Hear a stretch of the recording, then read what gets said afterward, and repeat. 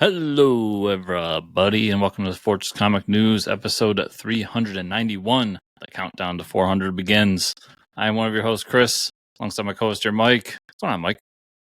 Nothing much. Just hanging out on a lovely Sunday, dreary Sunday. Talking with Frank Martin today about the macabre motel that I pronounced macabre because I'm an idiot. Macabre? Yeah, I'm really bad at pronouncing things. I'll be the first to say it. So, there's one later on in the show I'm really excited for. Oh, I butcher names left and right. So, street names, town names, I'm awful with it. I will say though, in your neck of the woods, Chili should be pronounced chili. Yes, because it's spelled. You can't just name a town Chili and then spelled chili and then tell people no, it's Chili. That is the most pompous shit. That is the most white people shit. Yeah, that is the most gentrified pompous shit. No, for real. Like, what are they doing over there? Just trying to get rid of all the Native American heritage we can. Yeah, for real. As much. Yeah. So, I a correction from last week. Oh. This weekend wasn't New York Comic Con. No, next it's not. Weekend is New York Comic Con. Typically, it is this weekend, though. It usually is this weekend. So I literally, I'm sitting in my house and all day Saturday, I'm smoking a brisket, doing things around the house, and I'm checking my phone, like, where's the New York Comic Con news? Yeah. And then I just finally looked it up at the end of the day. I was like, oh, that explains why there's no New York Comic Con news, because I'm an idiot. Yeah. No, it's always been this weekend. For some reason, it wasn't. I have no idea why. Yeah. But, I mean, pushing it this close to November, I mean, it might be snowing there, so it'll be next week. It's New York. It could be snowing freaking July. That's true. So looking forward to that, because there's not only comic news, there's Magic Gathering news, so I'm really... Dude, I was so excited because I'm expecting full force that not only is Marvel going to announce their Star Wars, like what the actual next slate is, but Dark Horse should be announcing their Wizards of the Coast collaboration, which means Magic and D&D comics. Yeah, which would be great. And then 3, as I'm going to predict till the end of time, Marvel's going to finally announce the Rom the Space Knight comic that they're bringing back. This has been a yearly thing for Chris, though, so don't get your hopes up, people. No, with those first 2 things, I fully expect all for earnest. Sure. Like, and I just want to know what's going on. We might even get some Superman footage. We could, yeah. Because I'd say the last few years they've treated New York Comic Con just like San Diego with movies and TV shows and such. So yeah, and I would think that the cast of, we'll talk about it more later, but the cast of Green Lantern would show up for something. We'd probably get some sort of casting news for one of the things there. Like, yeah, I mean, New York Comic Con's fun. Yeah. It's cool because we get like 2 big events every year, San Diego and New York. And they both land like in perfect position to like announce things for perfect points of the year. Yeah. San Diego, going into the fall and all that, and then this going into kind the of new year. setting up the new year. Yeah. No, I agree for sure. So. Yeah, I think I just can't wait to see more Magic cards, It is kind of interesting in the Magic community because they really haven't. Usually they release a timeline like the Marvel cinematic timeline, where they like talk about releases, and they haven't said shit like about what's happening through the end of the year to next year. So I fully expect some sort of timeline being announced. You know what wouldn't shock me is if they do that and it somehow connects with what Dark Horse is doing. Like, really connect it with like a comic release. Yeah, because they desperately want Magic to be like a thing in terms of like multimedia shit. Yeah, obviously we got a cartoon coming, and the manga just came out last week. Really, this is a manga. Yeah, so it was a thing in Japanese. It's called "Destroy All Humans. They Can't Be Regenerated."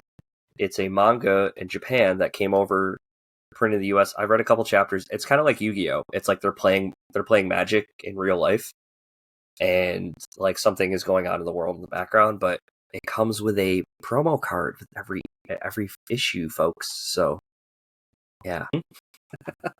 I will say this: I had to wear my glasses for it because when they're playing some of the cards, and if you really, I mean, you don't have to read all the text in the cards, but I try to. So I'm like need like a magnifying glass, like an old man. And you're an old man, can't read them anymore. But no, it's really good. So that came out. But that's an interesting point, Chris. If they like try to, because every Magic set release has a novel that they release with it. Mm-hmm. So if they did that with like Dark Horse and the comic books, that would be really cool.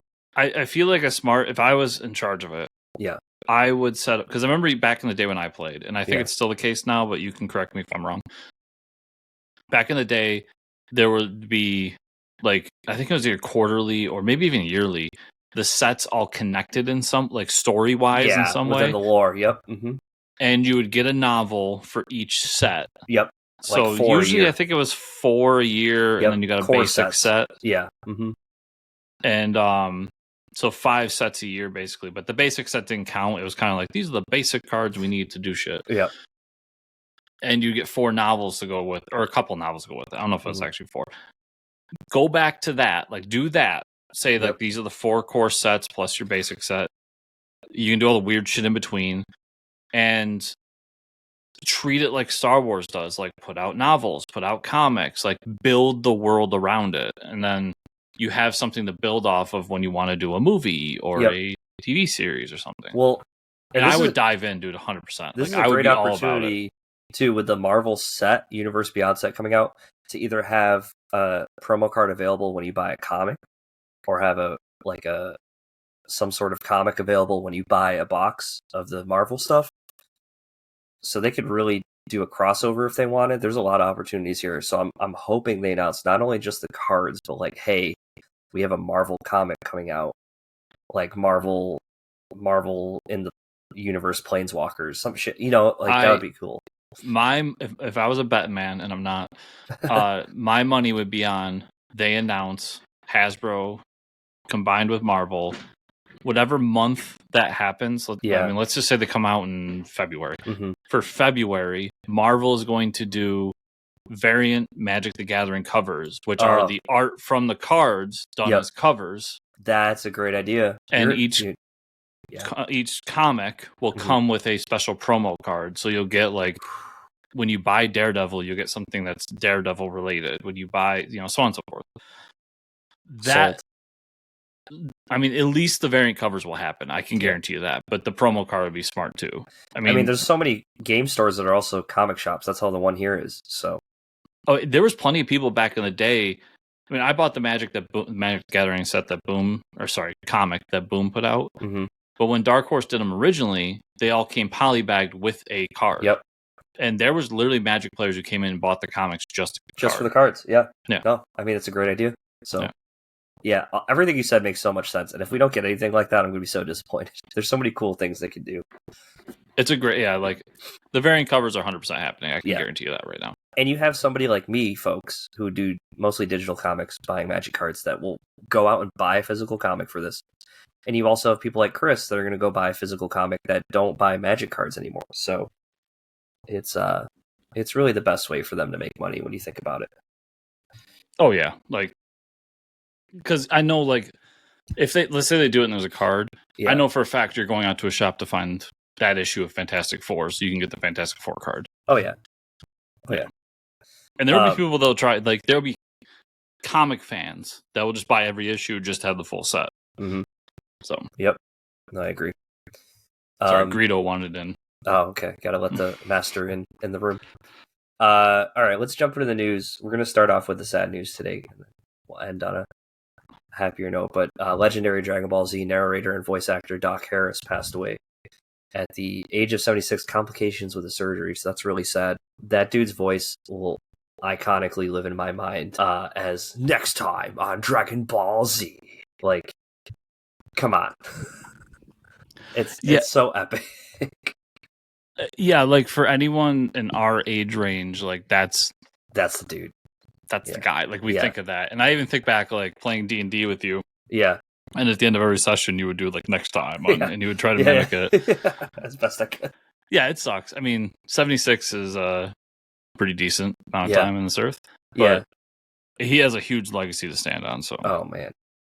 Yeah, those... and, like, the when he did the recaps for the episodes, like, last time, Goku was stuffing his face. It's just, like, so funny that, like, it was really like it's like the '60s Batman, because you watch '60s Batman, they have the same guy doing that, like a before and after. You have a 20-minute show, but you need somebody to recap it for like 5 minutes. Show was like, okay, yeah. I believe I didn't buy it, so I don't know for sure, but I believe he's in the new game Dragon Ball Z Sparking Zero as well. Oh, damn. Yeah, so. I was going to talk about that. I will not pay $70 for that. I have heard good things, but I tend to wait for the Dragon Ball Z games to go on sale. Like, I just bought Dragon Ball Fighters. Yeah. Okay. So yeah, that tells you the timeline I'm on for those games. I bought Kakarot, the RPG game. I loved it. I waited till it was on sale for $10.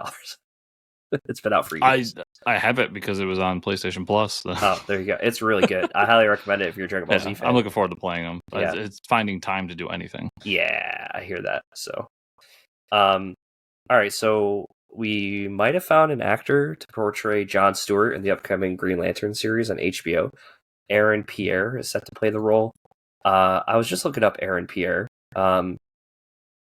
Not really a well-known actor. I think he's done a lot of voice acting. So he's done Little Mermaid. He's in the Mufasa movie coming out this year. He's done some other stuff. So a lot of TV stuff too. Yeah. He's got the look though. He's a younger guy. So compared to like the older Jon Stewart and the older Hal Jordan and a younger Jon Stewart, I think is interesting. But he's definitely ripped and looks like he could be a Marine. Yeah, he's a big dude. Yeah, and he because the MCU does no wrong. He was originally set to play in the Blade movie too. Yeah, that's what I was gonna say. Yep. So he's obviously been sought after by Marvel as well. Yep. So that means he's good. Yeah. All joking aside, but sure. Yeah, like obviously people see something in him that he could be something. Yeah, so, he's got I like the idea chops. of doing. Yeah, I like the idea of going with an unknown for Jon Stewart, and like we've said, you build your cinematic universe off of names, but you also bring in the unknowns to be key parts, and you just have to hit them. Mm-hmm. And that's what the MCU did back in the day, and that's what James Gunn's trying to replicate here. Yeah. So I can't wait to see a live action Jon Stewart. I'll probably cry. I'll be so happy, man. I love Jon Stewart as a character. Agatha All Along, episodes 4 and 5. What do you think? So they're trying to mimic the WandaVision, but doing it in a different way. Mm-hmm. So instead of being different eras of television, like sitcoms, if you remember WandaVision, like was doing that thing, they're doing like basically they go down this road, they enter a house, and that's the setup for each episode. Oh, okay. And the house is a different decade. Oh, interesting. And they're going through like movie tropes from each decade. So this one is the 90s. Oh, that's cool. One thing, episode 4 was whatever.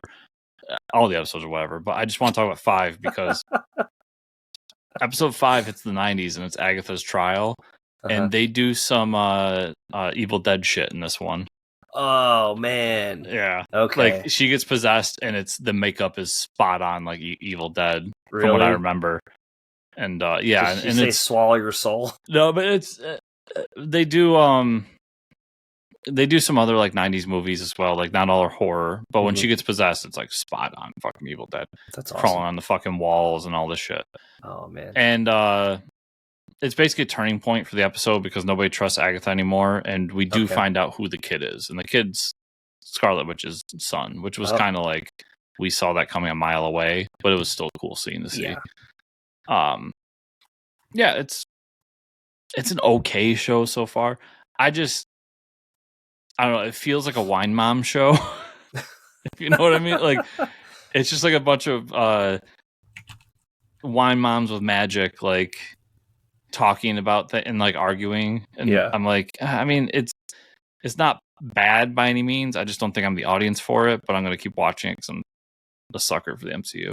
Yeah. And I know, so like this isn't in our realm, but people I've talked to that are, part of the LGBTQ community have said that space loves the show because it is the most like queer positive and gay positive show out of Marvel.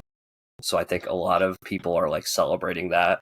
in those communities, which is really cool that they have that, so I've been confused about that because there was a quote from what's her name from Parks and Rec that was going to be a gay explosion. Everybody freaked out about it. Yeah.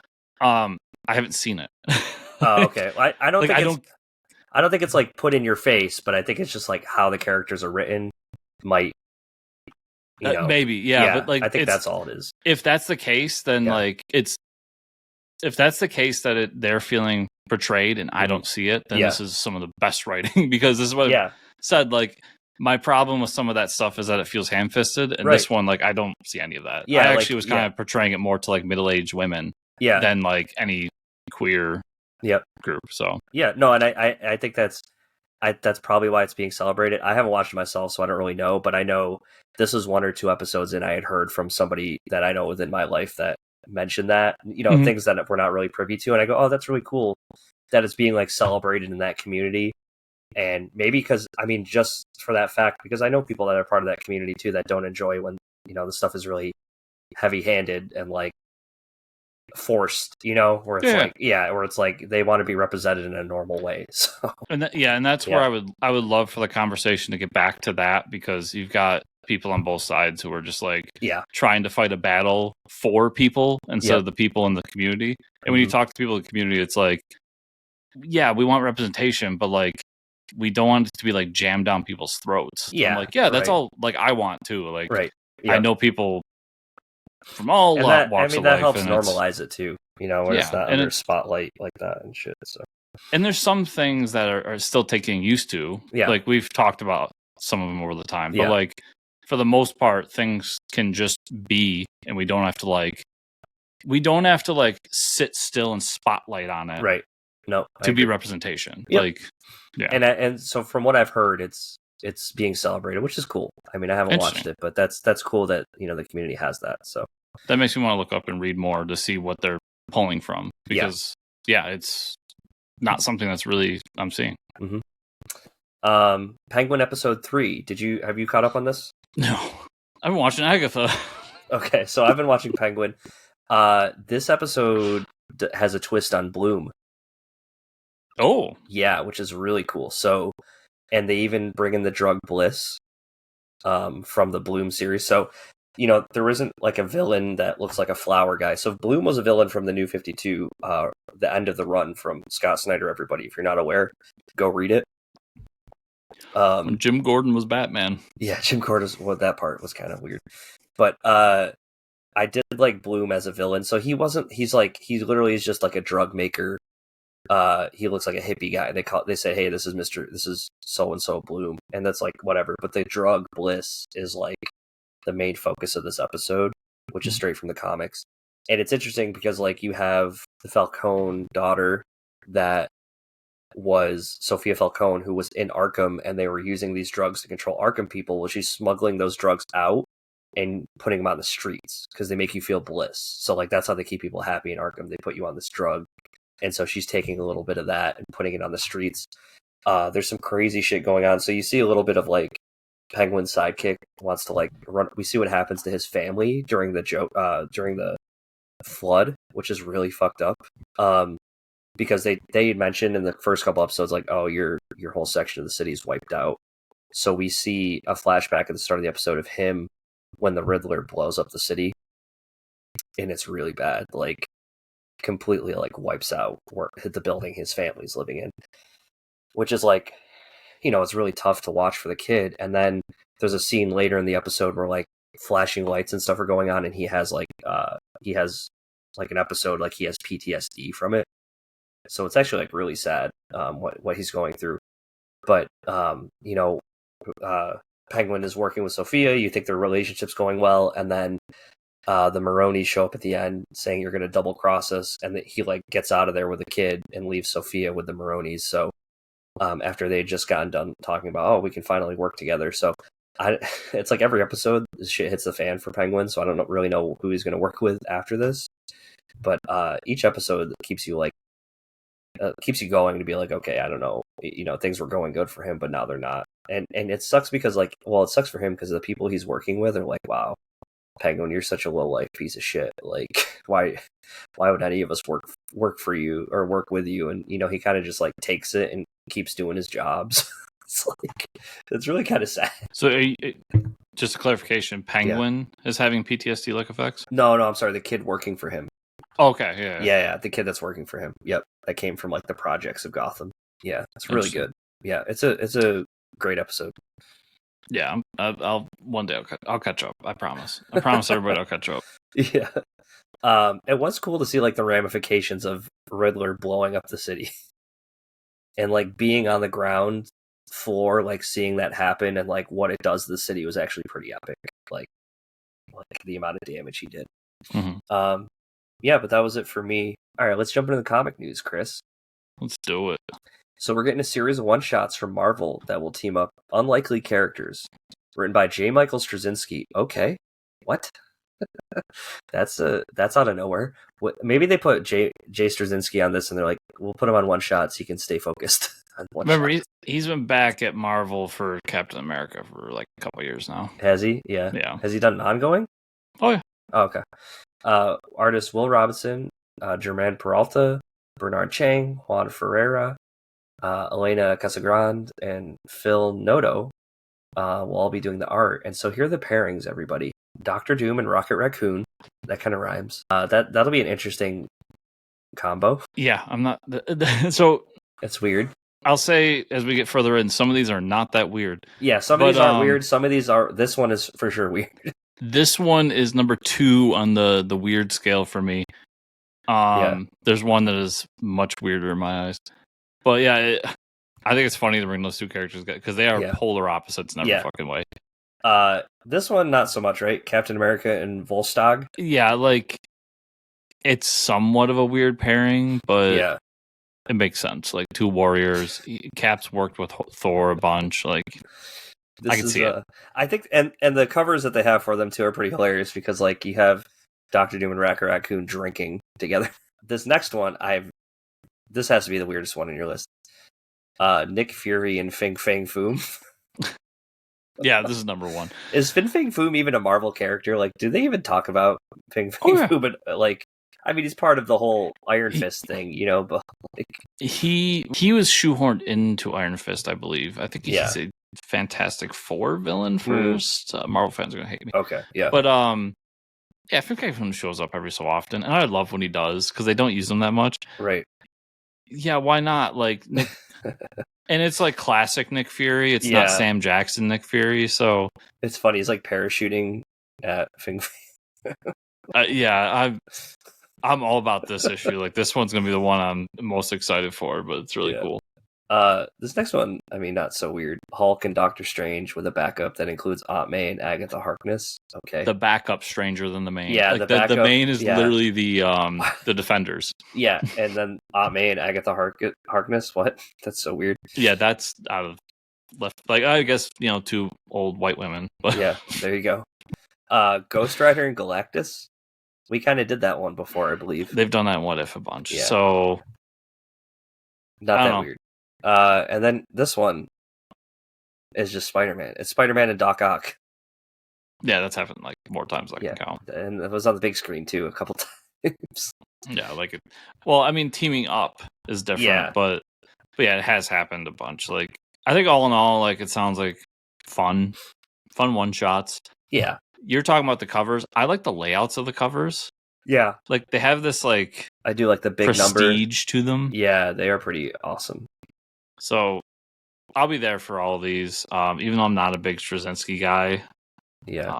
If you haven't noticed, I haven't been talking much about Captain America, so I'm true. like probably 4 or 5 issues behind because I just am not digging it that much. Not feeling it. But these all sound fun. I'm down for it. Marvel announced a new Star Wars one-shot to celebrate the 10th anniversary of the return of Star Wars to Marvel. Wow, it's been 10 years already. Mm-hmm. With stories from writers Charles Soule, Jason Aaron, Kieran Gillen, art from Ramon Rosanas, Leonard Kirk, Salva Espin.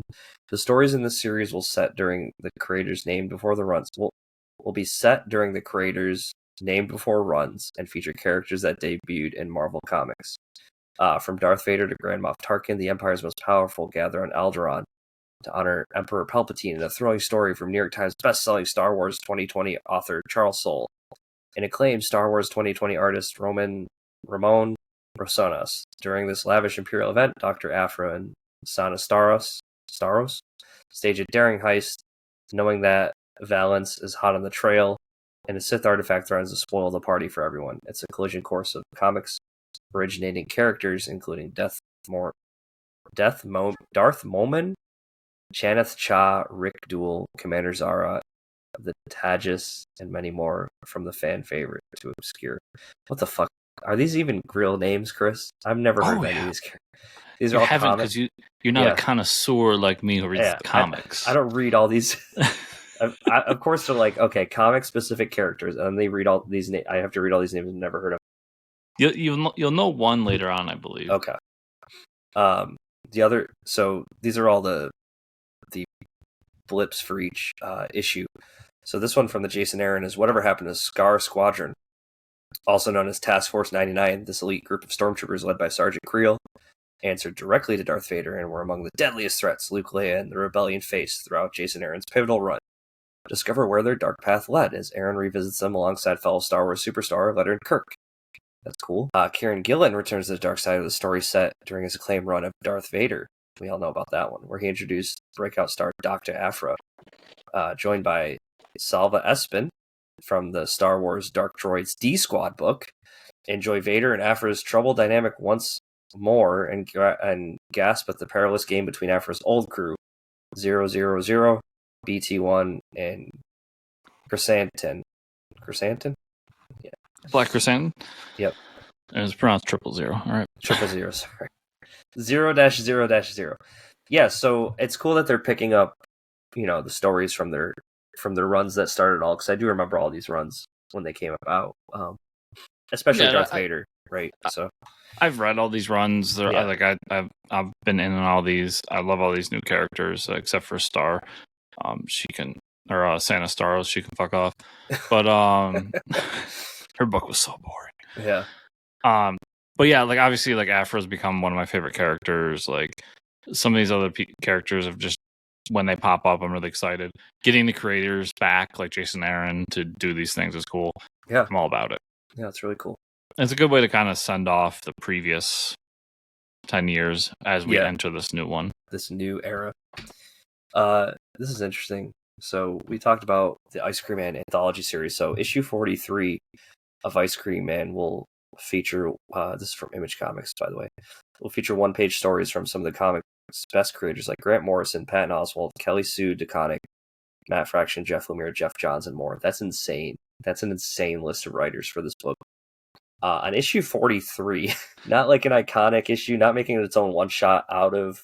Because, I mean, this book is kind of like its own one-shots anyways. Interesting. So, in the Ice Cream Man anthology series, mysterious horror host Rick delivers morsels of delicious terror in every flavor. The genre-defying comic series features short tales of sorrow, wonder, and redemption, with each installment featuring its own cast of strange characters dealing with their own special Sunday of suffering. And on the periphery of all of them, like the twinkly music of a colorful truck, is the Ice Cream Man, a weaver of stories, purveyor of sweet treats, friend, foe, god, demon, the man who, with a snap of his fingers, lickety-split, can change the course of your life forever. Yeah, I mean, I really enjoy this series. I'm about 3 or 4 volumes in, just from the Twilight Zone vibes of it alone, with the Ice Cream Man being your Rod Sterling. But yeah, I really like it, and this is cool that we're getting some other big, infamous writers coming in to tell a story. Yeah, I've never read this. I probably won't read it. I think it's a ballsy move to call up some of these creators, especially Grant Morrison, and be like, want to do one page? Yeah, I want to do one page. One page? That's crazy. At the same time, the Grant Morrison heads will come out for that one fucking page. Oh, hell yeah, they will. They're like, we haven't had anything in so long. They're like, the spice. We need the spice. So there's a lot of cool things going on with this issue. I like the idea. Yeah. But I think it fits the genre of the story. I mean, that's how the story is. The story is very anthology based as it is, so I think that'll work. And it shows that they've gotten like basically brass balls on this book. Like they think they have something, or they know they have something. They're getting this big deal for movies and everything. when most people would be like, hey, Grant, you want to come in for an issue? Yeah. Do a fill-in issue. We'll do like the superstar fill-ins, and they'll be like, however many. No, just a page. Just a page. Just a page. Easy. Mad Cave Studios announced the writers Stephen Paul Judd, Ken Christensen, and Tvili Jacob alongside Tvili, right? That was the one I was waiting for you to see if you could pronounce it. Easy. Yeah. Jacob alongside artist M.K. Perker are making a comic about Weekly World News, which is also in production as a TV series. Like, actual news? Yeah, like the actual newspaper. Okay, next. I don't know if... You gotta read the description before you say next. Yeah, I know. Cultural phenomenon, Weekly World News... Yeah, this is... Okay, it's not like real news. Weekly World News notorious for its outrageous headlines, including Bigfoot kept lumberjack as love slave, alien zoo animals loose on Earth, chip's head put on human body, angry trucker shoots down UFO. I have these have been like publications in the past, right? Like this weird newspaper thing. Okay, because I have seen this. Where X-Files meets It's Always Sunny in Philadelphia, the series follows dysfunctional lives of young Weekly World News journalists and a seasoned photojournalist as they investigate stories inspired by actual articles published in the paper over the decades. As funny as it is thrilling, the characters' search for the truth leads them to uncover bizarre mutants, unexplained phenomena, epic world secrets, and supernatural realities. The drama of their weird, wild encounters are only rivaled by the eccentric personal relationships at the office and their volatile family dynamics at home. Yeah, that's a cool idea. My initial reservations came from that we're actually talking about the real news, which I do not want to know about. So this is great. I do remember seeing those newspapers like in grocery stores and shit. Like, what is this stuff? This can't be real. So I think it's hilarious.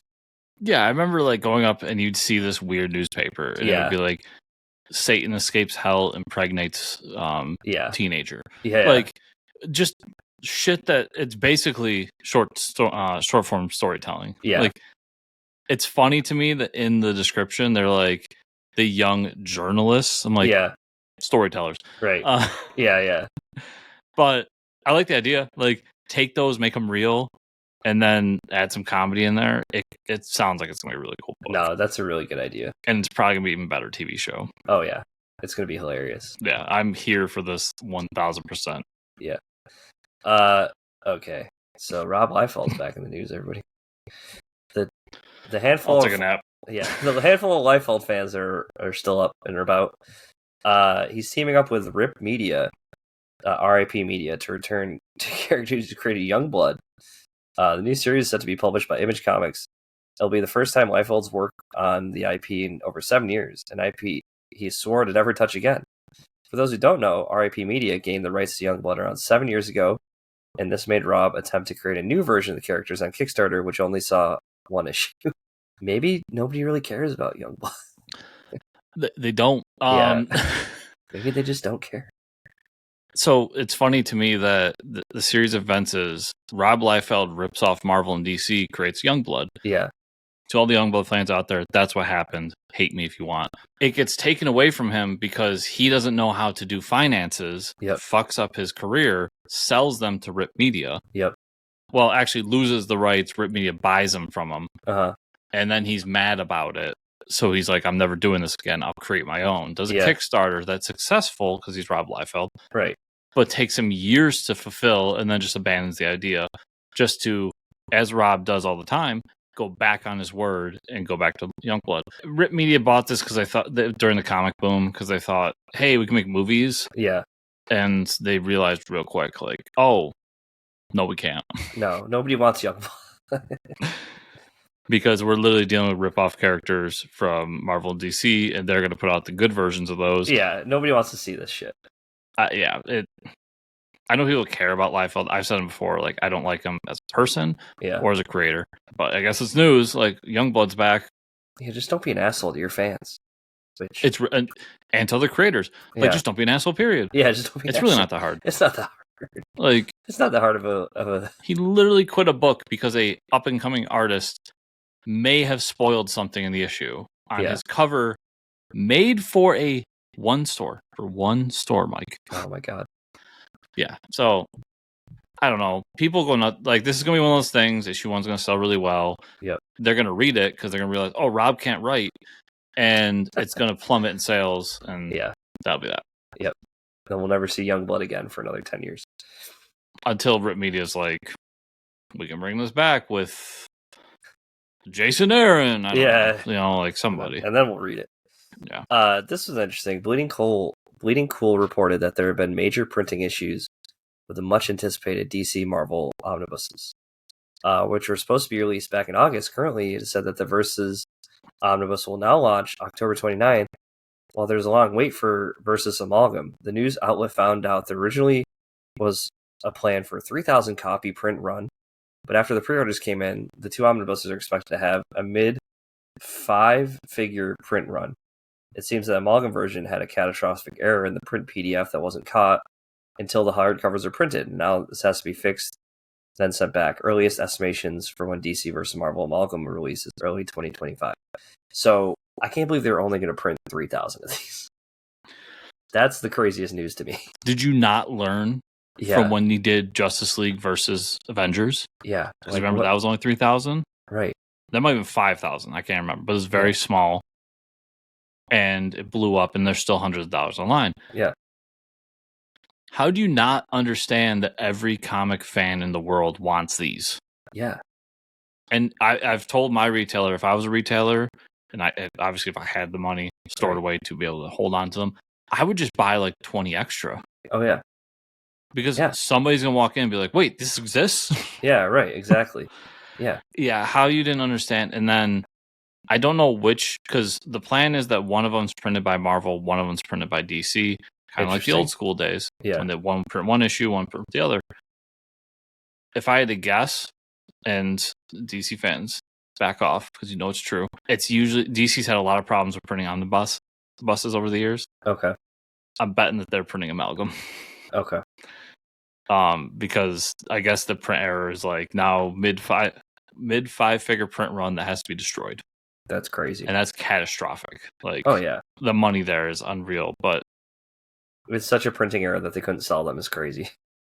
Yeah, it's unreal. It really is. Like, Yeah. That being said, Amalgam's always been the one that's been easier to get your hands on. So I have most of it. Okay. So the fact that DC versus Marvel is coming out in a couple weeks, makes me happy because that's the one I've never read any of it, and that's the one I was most interested to get my hands on. Yes. Also, if I'm being honest, it's kind of nice to spread apart $200 omnibuses. Yeah, true that. Spending it all right away would suck. Yeah, but if you don't have a cool retailer like mine who will like give me time in between to buy them. You would probably, I mean, you could save up and be an adult about it, but since I'm not one. Yeah. Who wants to do that, Chris? That doesn't sound fun at all. No. Yeah. That we'll see. I mean, I'm excited to read these either way. The fact that they're only going to print 3,000 and hopefully they upped it quite a bit now is like, it's like, come on, guys, you must pay attention to the secondary market here. That's crazy. If they were going to print 3,000, I probably would have driven to Marvel and DC and just murder suicided. Like, how can you not learn from the last time? Oh no. And the fact that you don't have Justice League versus Avengers in any of these is very telling. Yep.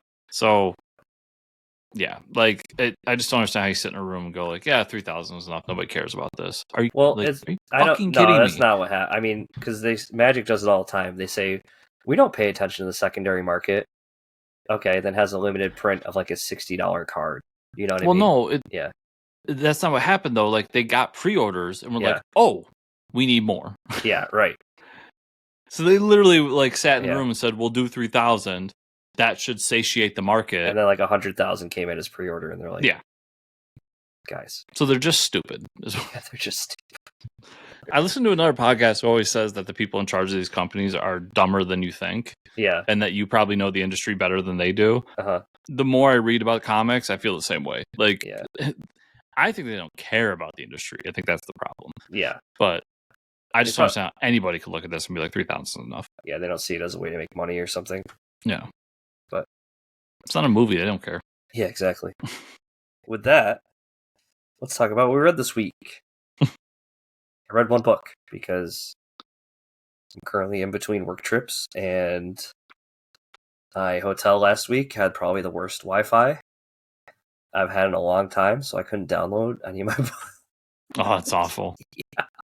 Yeah, it was bad. So I'm gonna try to catch up this week on this next work trip. We'll see. We'll see how that goes. I got a decent stack, so yeah. Okay. We can talk about Absolute Batman #1. Nice. There it is. Really liked it. We didn't see any of the Omega stuff with Darkseid, so maybe that hasn't happened yet. I didn't think we would. Yeah. Just because we know that's the Earth it's happening on, though, like the Absolute Earth. Yeah, but I felt like that was like the setup for the world. Mm-hmm. And we would just get stories about these characters moving forward. So, first off the bat, Alfred works for this underground, like, assassin company, which is really cool. He's a badass. He's like a Deathstroke almost, if I had to describe him. His character. He's like a merc for hire. He works for this like underground, I guess like a 007 kind of character, or like MI6. Mm-hmm. Gets sent to Gotham to follow this. So there's this group called the Party Animals, and this is not like a typical mainstream DC thing where they're like, oh yeah, they're burning children and like killing them all, and it's like, okay, this is really fucked up. On the other side of that, we get an origin story in this issue, Chris's favorite. I'm fine with this origin story because you're setting up a different Batman. Yeah, no, for sure. I knew. Yeah, I'm just messing with you. So this origin story, and it takes like the whole issue to get there, but I'll just talk about it. Is a school trip to the zoo, and we find out that Bruce's dad is the teacher. Mm-hmm. Thomas Wayne is teaching, and a little more with the times today than I would say the original Batman origin story is. There's a mass shooting at the zoo. The guy starts shooting up the place, and as the teacher is trying to corral the kids at safety, he gets shot, and that's how he dies. Really fucked up. Mm-hmm. And there happened to be a bat exhibit, so like I think that's kind of how they're tying the whole Batman thing to Bruce, which is fine. I mean, we know Bruce doesn't have money. He's training at Killer Croc's gym, which is really cool. Then we see this photo of him and all the like, oh, you're not going to go play poker with everybody, and who's playing poker? Oh, Edward Nygma,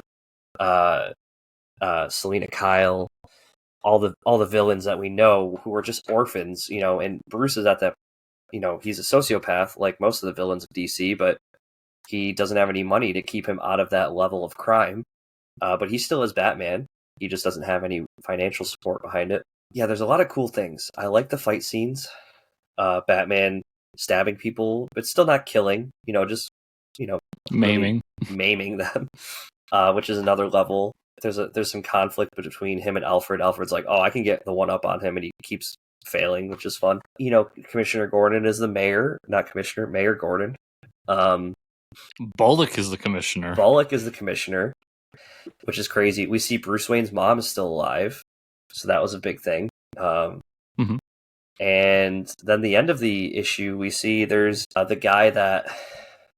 So Alfred had been tracking somebody for 5 years. Doesn't really know he's been training with the League of Assassins and all this stuff. Come to find out, the person they show at the end of the issue is the Joker. They call him the Joker, but he's not wearing makeup or anything like that. It just looks like a regular dude. So interesting to see the Joker have like this Ra's al Ghul style background. So I think what they set up is really cool.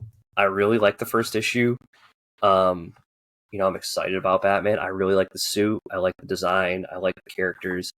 Yeah, I'm excited. I'm in for the rest. So I like the adult nature of it. I like that I won't be surprised when he does eventually kill somebody. Yeah.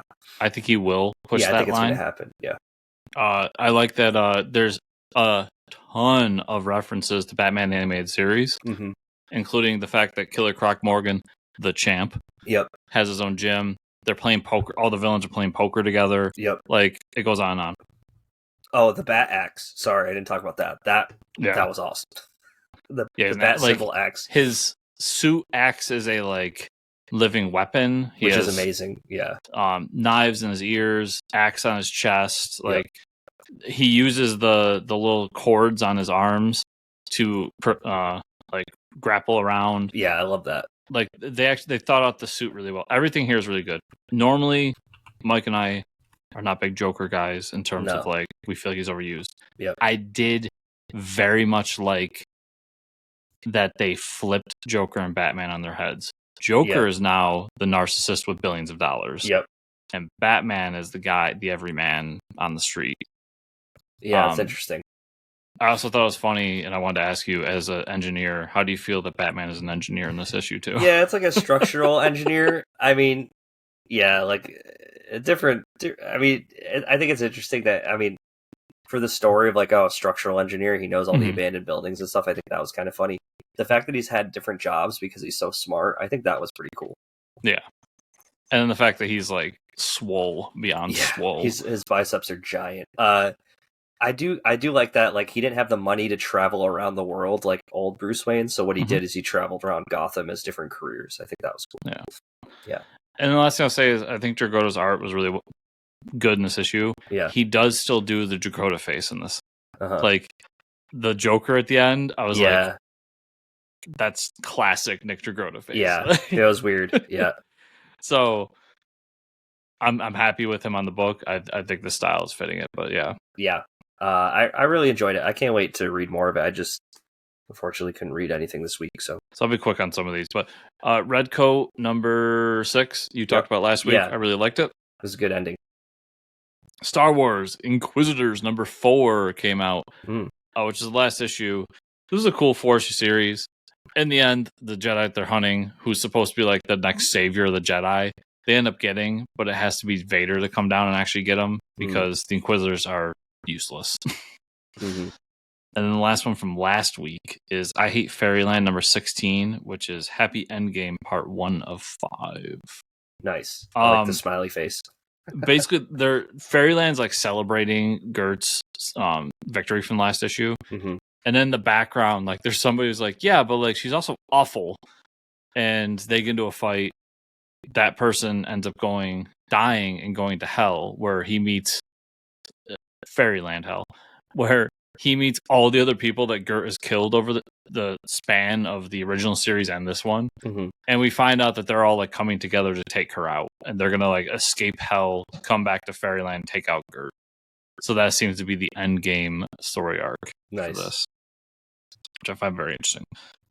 Star Wars Ewoks number 1 takes place after Return of the Jedi, like directly after all the events from the last Star Wars book, the Battle of Jakku one, where they showed like what they did directly after have happened.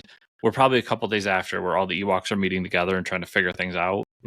And what I like, first of all, is they did the translating thing, so they translate everything from Ewokese. Thank you for doing that. I hate when Ewok books are just like them squeaking and squealing back and forth. You got to figure out what they're trying to say. Yeah, like just translate it. We do this all the time in comics. Yep. And then we meet the guy, the Grand Moff, who is the big villain, it seems like, with all the books right now, but the big villain for the Battle of Jakku book. And he sends somebody back down to the Forest Moon Endor because there's a stash of Imperial weapons down there. So he sends him down with a bunch of bounty hunters, says, get the shit, bring it back.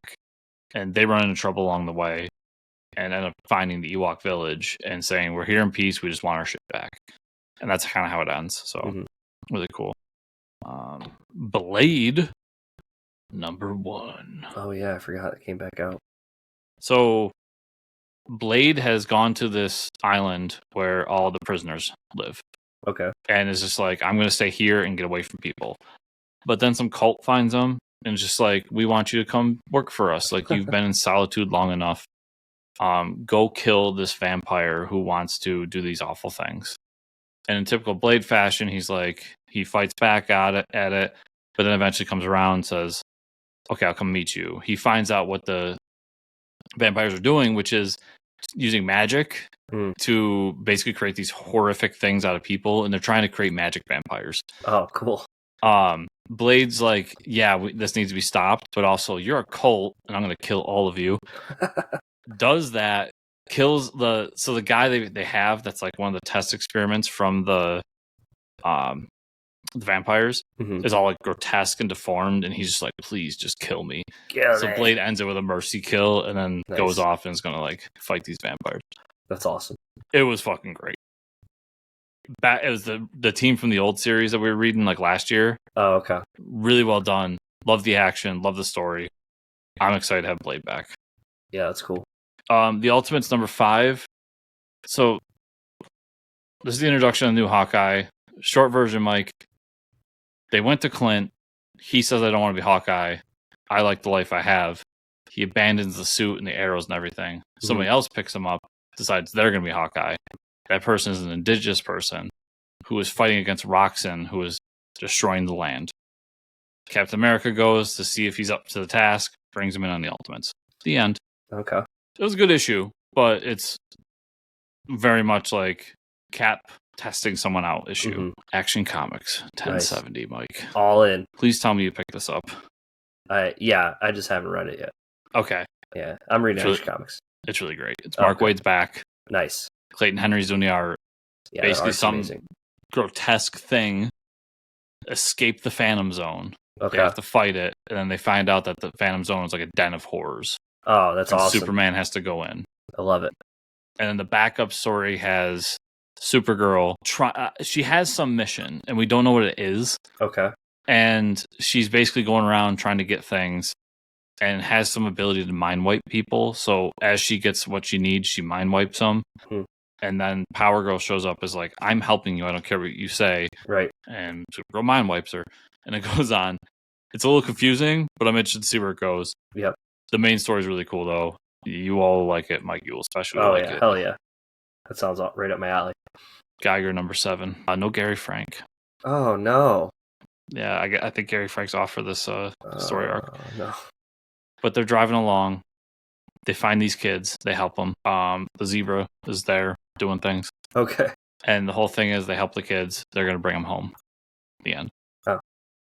It's kind of a story of like Geiger does awful things in the beginning, but he's also a good guy still. Yeah, he's still good at heart. Shazam number 16, Mike. Nice. Is Mark Waid back? No, but Shazam is back.